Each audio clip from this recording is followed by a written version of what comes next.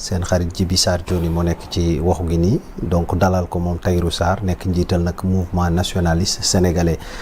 nekk itam kenn ci kàngam yi nga xam te ne ni ñoom ñoo bokk ci coalition bi daal di yëkkati kii di le président Bassirou Diomaye Faye ngir mu nekk ci bopp réew bi di coalition Diomaye président donc mu ngi noonu moom laa dalal merci beaucoup en tout cas de votre fidélité renouvelée à Sénégal 7 ñu wéyandi ba tey ci waxtaan bi ndaxte fi ma dugg sànq daf may permettre tamit ma def ko ndax transition la mooy dañu nemmeeku ay xaxar wala sax mën naa ko jàppee ay tir groupé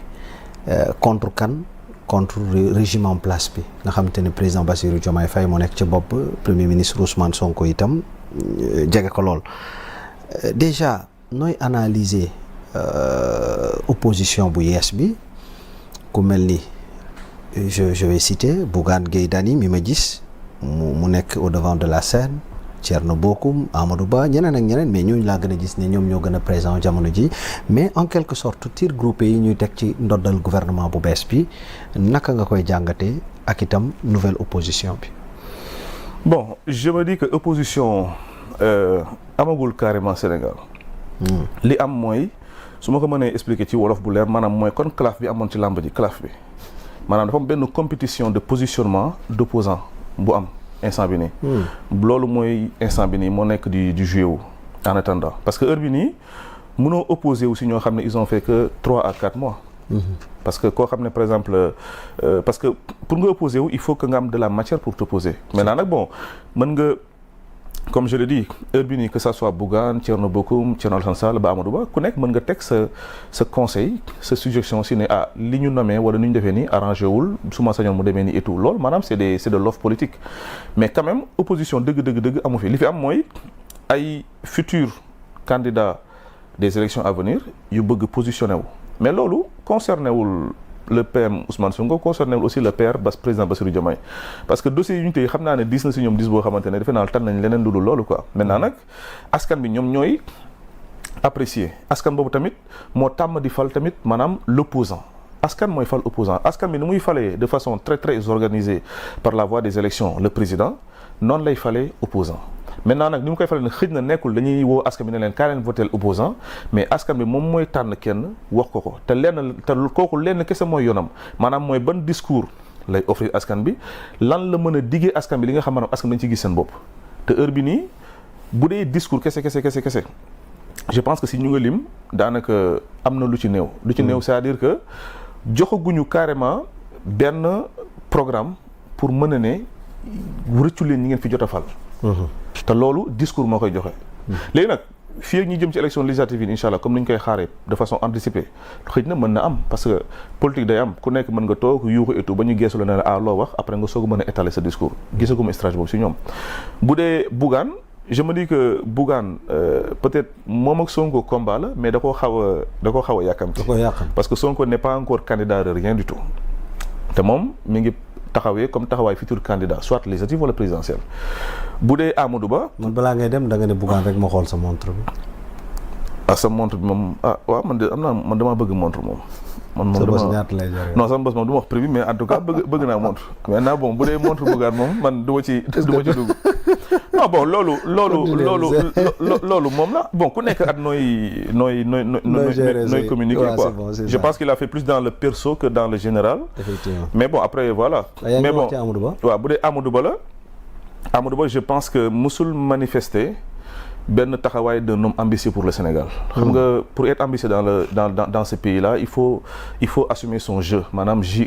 maanaam j'ambitionne de j'intentionne de je veux loolu dafa am solo ci kuy def politique. mais amoo benn discours buñ la mën a tegal nga wax ñu loo xam ne maanaam mën nañu convaincre et tout donc ça veut dire que soo si boolee tamit maanaam cumulu maanaam conflit de génération bi am ni pour man Amadou Ba il est hors course maintenant nag bon il peut gesticuler il peut avoir son argent il peut faire le tour des religieux et tout mais loolu musul fal kenn ci Sénégal li am solo mooy dëkk bi yeewu nañu dëkk bi maanaam yoratuñu télé bu leen di nax TikTok la ñu yor dëkk bi liiratuñu médias yi leen nax TikTok la ñu yor te ku fi wax lu jar a wax am fulla am fayda nekk intérêt dëkk bi xale yi ñoo koy jël daggati ko séddale ko ñu ko war a séddale donc ça veut dire que su Amadou Ba di communiquer plus de maintes fois te mosoo gis maanaam benn vidéo bu viral ci moom mooy que maanaam waxam safagul Sénégalais yi bu dee dina mës a safi Sénégalais yi loolu tamit wax la. maintenant nag bon bu dee Thierno Bocoum la je pense que dafa am positionnement wu que ni c'est sa génération qui est au pouvoir te bëgg na ci aussi tam maanaam taxaw. bu dee da ci day xëpp suuf si cere bi baax na bu dee tamit maanaam day yokk xorom bi mu gën a weex ci Sénégal tamit baax na mais l'essentiel mooy moom mi ngi wane keroog gis naa ne bind na que dafay jël recul après benn séquence de communication. xëy na il est dans sa stratégie et c'est noble que muy Bougane muy Amadou Ba muy Thierno muy ñëpp c'est-à-dire ku nekk tu es dans ton rôle mais wax ji mooy ba léegi opposition taxawagul. maintenant nag bon une certaine presse veut peut-être adouber certains teg leen ci benn position boo xam ne taxawagul mais loolu légitimité électorale rek moo la ko mën jox. mais du toog ci télé bi di wax. te incha allah ñu ngi ci jëm. alors li nga wax ni daf may permettre sax ma génn ci opposition bi dugg ci parti au pouvoir bi parce que ni ki démb apparemment donc il y avait benn rencontre bu les leaders là de Pastef en quelque sorte dajaloo di wax mais ñaar yi ci gën a capté nit ñi surtout benn sax mooy bu Jamil Sané donc jëm ci wàllu nomination yi daanaka ni mu ko waxee ci gàttal rek mooy poste amu fi pour ñëpp ñi doon xeex ñëpp. li ma jàkkaarloog yow sax moo tax dama la ko bëgg a laaj moo tax déjà sortie bi. nga ne Jamil dafa ne lan nga ni. Jamil ni mu ko waxee. il faut être très clair. il n'y aura jamais assez de postes pour tous ceux qui ont œuvré pour la victoire de Diomaye. en quelque sorte lii laa mën a tënk ci li mu wax ci gàttal. mais daf ko wax ba pare nag bon ku nekk ak na nga ko gisee man boo gisuma ci xëy na lu xaw a ñaaw ci li mu wax mais yow mi toog noo koy jàngatee moom ak surtout sortie Ngagne Demba Touré. Bon, suivre naa bu Ngagne surtout quand il parlait que les postes doivent revenir au truc de Pastef et tout et je pense qu'il n'a pas tort xam nga aussi Sénégal gis nga ñaari soo ko bëggee gérer dëkk bi te jiitaloo ko. maanaam sa mën nga def lu baax mais du feeñ te loolu c'est la réalité politique. benn bi mooy faire de la politique et benn bi tam mooy faire du social. parce que su ma nee faire de la politique mooy que sénégalais yi dañoo soxla benn nit boo xam ne day représenter maanaam l'intermédiation entre l'autorité maanaam la haute autorité. et les populations. effectivement social bi mooy Sénégal dafa nekk dëkk boo xam ne dafa am ñoo xam dañoo nekk ci benn zone de précarité ak zone de pauvreté extrême boo xamante ne mënuñu jàng wala mënuñu liggéey ba mën a liggéeyal état ba fay ko ci état. donc am na loo xam ne seen wàll la ci état te dafa war a dem si ñoom maintenant nag ci ban politique lañ koy tegee ba askan bi ñëpp d'accord ci loolu maanaam am na ay kàngam yu ci xalaat am nañ ci xalaat ñun nationalistes yi am nañ je pense tamit que président Ousmane Sonko tamit wala président Diomaye am nañ ci tamit maanaam ay conseillers mais li wër ba wër mooy soo diriger coalition. nga dem ba gagner coalition boobu noonu. am na benn taxawaay boo xamante ne il faut mu feeñ benn ci alliés yi mais tam feeñ tam ci parti bi. parce que aussi c'est comme nga jël Aliou Cissé nga ne ko dañu am benn Coupe d'Afrique dans 6 mois moom mu sélectionné joueurs yëpp dem zone froide entraîné dem zone chaude entraîné dem zone humide entraîné. à une semaine de la compétition mu jël 90% de l'équipe bu mu doon entraîné échanger leen donc ça veut dire que day am ay vide day am ay manquements. et man je pense que Pastef le concernant am nañu plus de 1500 cadres si suma juumul et je sais que c'est plus que ça. parce que cadres c'est ceux qui sont déclarés mais am na ñoo xamante ne ils sont des pro-Pastef ils ont cotisé et tout man xam naa si diaspora bi ñu bëri ñoo xam ne ils ont fait des milliers d'euros ils ont mis des milliers d'euros ci keesu Pastef donc te ñoo ñëpp ay kàngam lañ fu ñu nekk parce que suñu demee ba mën a am yenn xaalis bi def ko ci biir Pastef mooy maanaam ay kàngam lañ fu ñu nekk et ils ont de bons postes. waxuma nag ne ñëpp ils sont dans la possibilité de venir occuper des postes mais li wër ba wër mooy que bu dee le premier ministre Ousmane Sonko comme le président Bassirou Diomaye am nañu maanaam benn yéene. ci toog ci pouvoir bi maanaam teg seen projet nu mu waree. ak nu ñu ko bëggee il faudra carrément qu'il nomme des gens yoo xam ne non seulement ils sont parmi eux. et ils sont dans eux mais aussi tam maanaam des gens yoo xam ne ils sont connus ba nga xam dañuy nekk maanaam en intermédiation entre eux ak population bi. te loolu mooy politique bi te loolu mënul ñàkk. mënoo jógee ci victoire. nga xam ne man dans moins d'un an damay dissoudre Assemblée nationale nga am quatre contre-pouvoir soo amee CSE contre-pouvoir la HTTTC contre-pouvoir la majorité Assemblée nationale contre-pouvoir la ba ci judiciaire bi nga xam ne récemment lañ ko changé tamit contre-pouvoir la nga bëgg ñëw teg ñoo xamante ne c'est des gens qui sont pas connus politiquement aussi tamit maanaam ça crée des problèmes.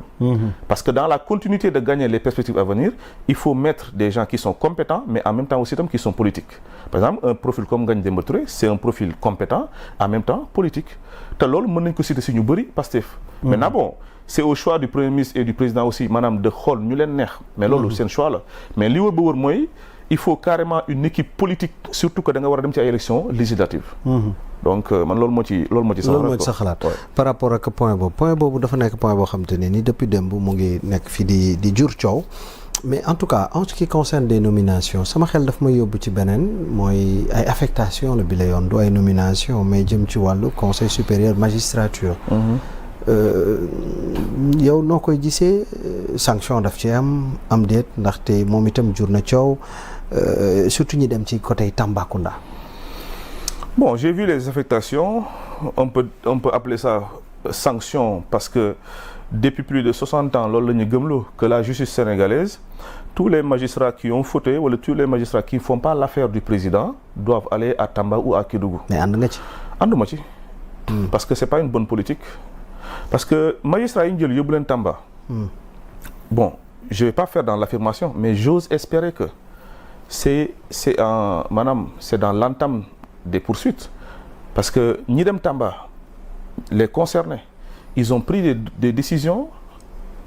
en faveur du président Macky Sall et dans ces décisions là ay xale dañ ci gaañu dañ ci dee ay xale dañ ci laago ay xale dañ ciy dugg prison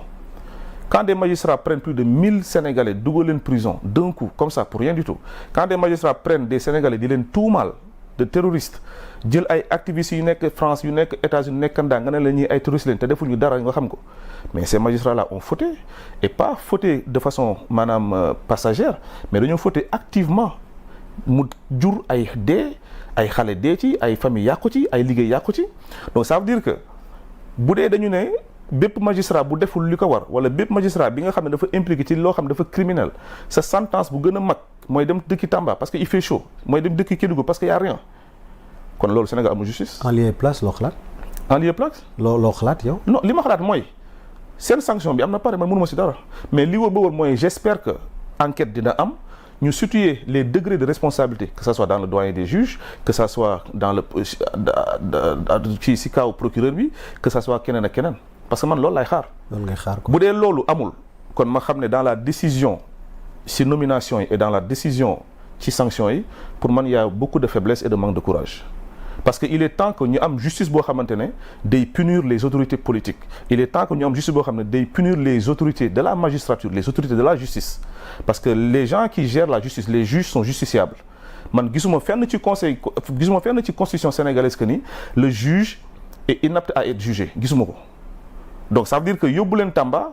ok mën na nekk benn mesure d'entame je suis d'accord mais nekk bon non moo tax ma ne la j'espère d'accord parce que bu dee ñoom dañ leen bëgg yóbbu Tamba sénégalais dans l'émotionnel ay ñaw degré moins de 33 degré xaw ma je sais pas quoi peut-être bu dee loolu kese mooy santage bi si ñoom kon suba beneen magistrat bu ne mën na fi ñoo def lu ko neex il faut pas oublier que on a compté plus de 86 morts 86 morts yoo xam ne maanaam dafa jugee ci ay autorités yoo xam ne ñii dans la gendarmerie ñii dans la police ñii dans la magistrature te ñooñu dañu am devoir par devoir de mémoire pour ñoom par devoir de responsabilité et de dignité humaine pour leur famille mais aussi par devoir de sécurité pour tout Sénégalais ñu jël ñu xam ne ils sont responsables de ça ñu teg leen lu ñu war a teg man loolu laa gëm te suñ ko deful ci 5 ans yi incha allah ëllëg dina am ñu ñëw dinañ ko def. mais donc ils ont intérêt à le faire. mais au-delà de magistrats yi am na koo xam te ne nii moo doon joxe ordre yi le ministre de l'intérieur mais man dégguma fenn ñu wax ci ay waxam. damay xaar reddition des comptes jot parce que reddition des comptes gars yi dañ ko jàppee ne que affaire ay ku sàcc ku luubal la et tout non reddition des comptes et aussi il y a des morts le cas des gendarmes qui sont décédés enfin pas décédés mais disparus parce que officiellement ni la gendarmerie ni le procureur qui était là bugg ci wax donc maanaam toutes ces responsabilités là mais dañu leen war a situer bu dee dañu bëgg ne dañu daaneel système bi bu dee dañu bëgg ne on veut un changement systémique il faut qu'on passe par la justice te ñoom suñu deful loolu suba ñu fi nar a toog ils vont y passer ba pare tam maanaam mettre leen aussi la responsabilité de ne pas y passer donc c'est important maintenant nag bu dee nag Tamba wala Kédougou moo war a nekk maanaam la sentence majeure de punir un magistrat nañ ñu ko teel a wax comme ça képp ku am ak affaire justice mu xam lan mooy lan lay def. yaakaaroo ne dañuy dem directement ci loolu ngay wax ni di ko répéter mooy convocation ci wàllu reddition des comptes ak ni mbir yi di doxee nii. non c'est la suite logique maintenant li wóor ba wóor mooy que dinañ ci jëm espérons que ça va se faire de façon très très crue et très très sadique amul yërmande amul émotion man loolu laa gëm. yow da nga sadique. non du question de sadique xam nga état amul émotion état du nit ay nit certes ñoo si nekk mais état du nit xam nga ki sàcc ay milliards parce que dañuy wax nga tabax lii ki sàcc ay milliards parce que dañu ne Covid dugg na dafa feebar yi dafa bëri et tout nga jël ko tënk si jënd ci kër en plein Covid am na fi ministre bu fi jënd ñaari kër en plein Covid 500 millions nit ñi di dee hôpitaux yi manqué appareil ambulance manqué ay blouse manqué ay piqûre manqué ay masque manqué. ñii di décédé. waaw loolu crime contre l'humanité la maintenant nag da nga koy teg ci auteuru faute bi et tu sanctionnes. am na ñu taxaw sax na ñoom station sorcière la fi mu toll nii ne xaxarante gi dañu commencé fayantoo mën nañu ko jàppee loolu ñun. man xam nga man yàlla daf ma suturaal ci dara quoi man je suis dans le décisionnel je suis pas dans les commentaires ou dans les répliques man rhétorique